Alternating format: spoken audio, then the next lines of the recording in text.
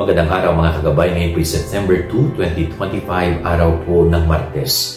Paririnig po natin sa ating Ebanghelyo ang ginawang pagpapagaling ng Panginoon sa isang taong inaalihan ng masamang espiritu.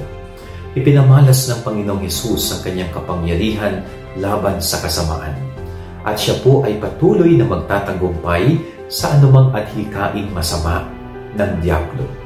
Kaya tayo pong mga tao napakahalagang paalala din na buksan natin ang ating puso sa Diyos, sa ating Panginoong Hesus, manaog siya sa ating buhay upang sa ganun baguhin niya, linisin niya ang ating pagkatao sa anumang masamang nakapasok dito. Yan ang ating gabay aral ni maghapon. God bless po sa inyo lahat. Pagpalain kayo ng Panginoon.